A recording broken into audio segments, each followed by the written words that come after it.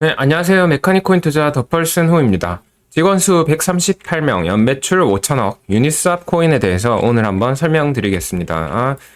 사실 메이커다오가 엄청 가고 요새 또 최근에 에이브도 들썩들썩하면서 많이 갔잖아요. 그런데 옛날 디파이 이 1세대 중에서 유니스왑이 제일 많이 안 갔습니다. 그래서 얘가 괜찮은지 앞으로 과연 오를 포텐셜이 있는지 오늘 한번 설명드리고, 만약에 포텐셜이 있다면 지금은 엄청 좋은 기회일 수 있잖아요. 그래서 자세히 유니스왑에 대해서 오늘 한번 알아보겠습니다. 자, 일단 5천억 이거 진짜냐?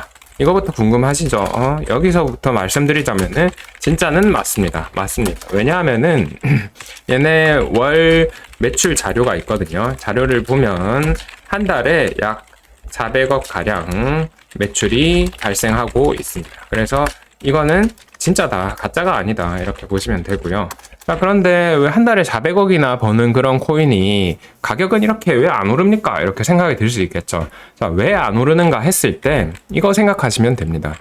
이 블록체인의 탈중앙화 거래소라는 거는, 이거는 업비트하고 되게 다릅니다. 왜 다르냐 했을 때, 업비트는 예를 들어서 업비트에 이더리움하고 KRW 이 원화 마켓이 있으면은, 업비트는 이더리움도 많이 가지고 있고 KRW도 많이 가지고 있고, 우리가 원화 가지고 이더리움을 사게 되면은 수수료를 업비트가 가져가는 거게 되죠. 근데 탈중앙화 거래소는 기본적으로 개념이, 얘네는 장소만 제공하는 겁니다. 그래서 이 탈중앙화 거래소에서 유동성을 제공하는 사람은 따로 있습니다.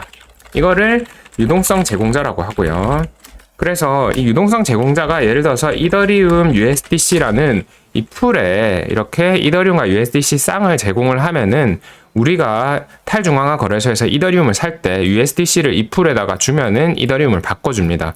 그러면은 여기 풀에 유동성을 제공한 사람이 수수료를 가져간다, 이렇게 아시면 됩니다. 아시겠죠? 그래서 업비트는 그냥 거기서 거래한 돈이 업비트로 다 가는데, 이 탈중앙화 거래소라는 거는 거기서 거래한 수수료가 유동성 제공자에게 많이 간다, 그러고 탈중앙화 거래소는 많이 가져가지 않는다, 이렇게 이해하시면 됩니다.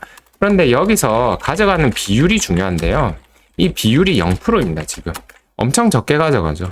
그래서 이거는 마치 넷플릭스 같은 이런 애들이 처음에 플랫폼 전쟁을 할 때 수수료를 가격을 일부러 엄청 싸게 하잖아요. 엄청 싸게 하던가 막 무료 정책 하잖아요. 그래서 아예 시장을 완전 정복한 다음에 이제 올리기 시작하죠.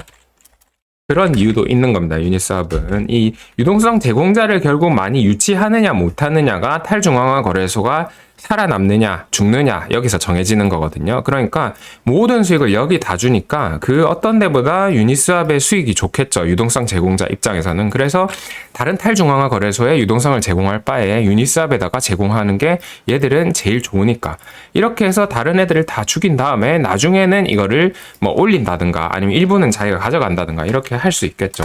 그래서 일단은 여러 가지 수치를 좀 보겠습니다. 제가 말씀드린 뭐 5천억 이런 거 진짜인지 좀 궁금하잖아요. 보면은요. 자, 토큰 터미널 자료고요. 7, 8, 9, 10월 했을 때 여기 보시면은 이 수수료, P가 수수료죠. 100만, 1000만, 3,500만 달러가 7월 달에, 3,600만 달러가 8월. 그리고 9월 달에 약간 주춤했다가 다시 3,000만 달러. 그래서 이게 대충 3,500만 달러가 400억 정도 되죠. 우리나라 돈으로 400억이니까 12 곱하면 대충 5천억 된다, 이렇게 해서 오늘 한번 제목을 자극적으로 지어봤고요. 그런데 여기 서플라이 사이드 P 보이죠? 이게 나가는 돈인데 이게 누구냐? 바로 유동성 제공자들이 그 돈을 고스란히 다 가져간다는 걸 뜻합니다. 그러다 보니까 유니스왑이 버는 돈이 없다. 버는 돈이 없으니까 코인이 잘 안 오른다, 이렇게 보시면 되고요. 탑10 디센트럴라이즈드 익스체인지 보시면은 이 빨간 게 유니스왑이거든요. 65, 72, 64, 70, 65 어마어마하게 먹고 있죠. 시장의 거의 뭐 3분의 2를 유니스왑이 먹었고, 이쯤 되면은 거의 시장 정복이 끝났다, 이렇게 봐도 좀 무방하지 않나 생각하고 있습니다. 거기다가 커브는 그 스테이블 코인 스왑 위주죠. 그래서 커브 제외하면 나머지 9% 팬케이크 스왑인데, 도도나 뭐 이런 거 지금 쉽지 않습니다.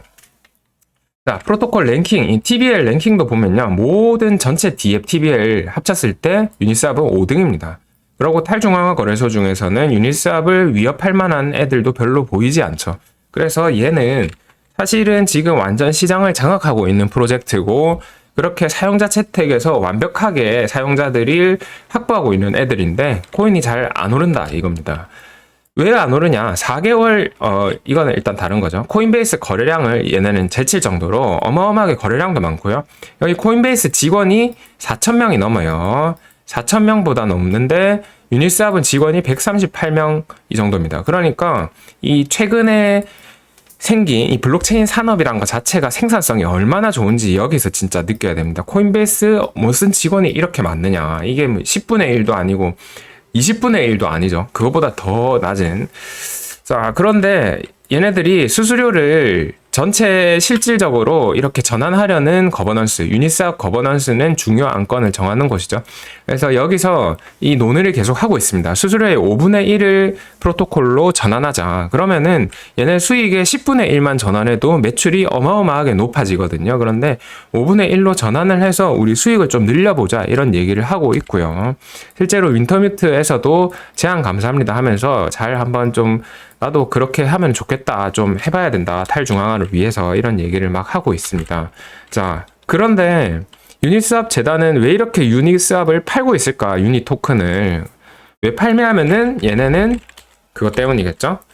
운영 자금이 필요하잖아요, 결국. 운영 자금을 필요하기 때문에 운영 자금이 필요하기 때문이다. 이렇게 아시면 되는데요.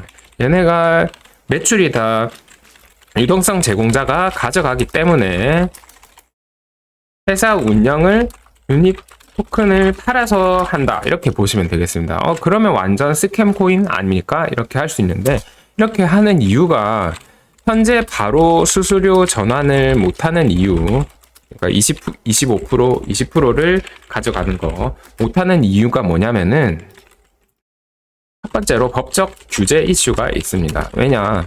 이거를 가져가는 순간 세금 문제, 증권 문제 이런 게 막 터지고요. SEC가 바로 잡아가겠죠. 이런 문제가 있기 때문에 올해 있었던 거버넌스에서도 반대로 부결됐습니다. 이렇게 수수료 전환하는 게 안 됐고요. 두 번째로는 초기 시장 지배력 강화. 아까 처음 제가 말씀드린 시장 초기에 완전히 시장을 장악하기 위해서 유동성 제공자들에게 강력한 당근을 주고 있다. 이렇게 볼 수 있겠죠. 그래서 이 법적 규제 이슈가 좀 해결이 되고 시장 지배가 좀 완전히 이게 되면은 결국은 이거는 갈 거라고 보고 있고요. 실제로 공식적으로 화이트 페이퍼에서도 향후 20%의 매출을 유니스왑 수익으로 전환한다. 유니스왑이 가져간다. 이렇게 할 계획이 현재 있는 상태입니다. 그래서 향후 20%의 매출을 유니스왑이 가져가면은 사실 얼마 안 되는 거 아니냐 이런 생각을 할 수도 있죠. 그런데 그게 아닙니다. 굉장히 큽니다. 왜냐? 유니스왑 그 월 매출이 아까 월매가 뭐 대충 30M, 뭐 24M, 35M, 35M 뭐 이랬죠. 그런데 바이낸스 있죠. 바이낸스. BNB 체인의 그 월 순수익이 373K, 781K, 1M, 1.18M이거든요. 그럼 이게 1000만, 10만이니까 37만, 78만, 100만, 100만이거든요. 그러면 바이낸스랑 비교해도 유니스왑 여기서 10%만 전환해도 바이낸스보다 순수익이 더 큰 거예요. 어마어마하죠. 아비트럼 한번 볼까요? 아비트럼이 494K, 777K, 1.13M, 1.15M 이렇습니다. 그래서 아비트럼도 뭐 그 규모 비하면 잘 나오긴 하지만은 유니스왑의 10%가 안 된다. 물론 현재는 가져가는 게 없다, 유니스왑. 그러다 보니까 얘네가 그 10% 전환만 해도 굉장한 힘을 발휘할 수 있고요. 그래서 유니스왑이 상승하려면 제가 볼 때는 두 가지 조건이 필요합니다. 얘는 왕기형 캐릭터죠. 롤로 치면은 나중에 뭐 다 그 템 다 뜨고 나서 강해지는 그런 캐릭터고 초반에는 눈물 흘리면서 기다려야 합니다. 첫 번째 아까 말씀드린 수수료 전환. 매출의 10%라도 유니스왑이 가져가기. 20% 되면 대박이죠. 자, 두 번째로는 토큰 바이백. 이건 당연히 필요하겠죠. 자, 유니스왑이 돈만 가져간다고 되겠습니까? 안 됩니다. 결국은 소각 메커니즘이 도입이 돼야 되고 매달 일정하게 어떤 비율로 유니스왑 토큰을 소각한다. 이렇게 되면은 엄청 좋은 겁니다. 그리고 수수료 전환 자체로 당연히 이런 장점도 생기겠죠. 유니스왑 팀에서 유닛 토큰을 더 이상 안 팔아도 된다. 이렇게 되겠죠. 왜? 얘네 그 항산이라고 하죠. 일단은 정기적으로 벌어들이는 돈이 들어오면은 유닛 이거 안 사도 되고 그러면 쭉쭉쭉 올라가겠죠. 그래서 두 가지 이런 조건들이 잘 되고 나면은 얘는 나중에 많이 오를 가능성이 있다. 그래서 사실 다 갖춘 코인은 이미 올랐죠. 오른 경우가 많다. 그래서 나사 하나 빠진 듯한 이런 코인이 사실 보면은 좀 마음에 안 들죠. 막 회사에서는 팔고 있고 뭐 투표하는데 부결되고 이거 과연 될까 싶죠. 그런데 시장 1위고 이미 메이커다우나 에이브 이런 애들이 보여준 걸 보면은 이쪽도 저는 충분히 포텐셜이 있다. 그래서 모든 게 완벽한 코인은 어차피 수익의 기회가 별로 없습니다. 이더리움의 수익의 기회가 그렇게 크진 않을 거 아닙니까? 그래서 이렇게 봤을 때 차트로 보면은 지금 거의 진짜 저점에 있잖아요. 주봉이거든요. 그래서 이 저점 한번 이렇게 하고 살짝 리테스트 하는 경우인데 얘네가 유니스왑 V4도 이제 내년에 나오고 아까 말씀드린 뭐 수수료 전환이나 법적 SEC 이슈 이런 것도 다 좀 해결이 되고 나면은 지금 뭐 이렇게 상승 라도 뭐 이렇게 횡보하다가 쭉쭉쭉쭉 올라가지 않을까. 그래서 여기 전 고점을 탈환할 수 있는 코인은 결국은 사용자 채택을 받은 코인들인데 현재 사용자 채택을 받아서 살아남을 코인들은 섹터별로 저는 많아야 한 3개, 4개, 나머지들은 사라질 확률이 높다 이렇게 보고 있고 덱스에서 압도적으로 시장을 지배하고 있는 유니스왑이기 때문에 얘는 충분히 살아남는다. 그래서 그 토큰 유틸리티적인 그런 부분만 좀 해결이 되면은 충분히 투자 가치가 있다 이렇게 보고 있습니다. 자, 그래서 유니스왑 직원수 엄청 적은데 매출 이렇게 잘 나오지만은 이거는 물론 유니스왑이 가져가는 건 아니지만은 이 중에서 20%만 전환해도 연매출 1000억이다. 그러면은 어마어마하게 잘 나갈 확률이 높다. 그렇게 보고 있습니다. 오늘 영상 여기까지 하겠습니다. 감사합니다.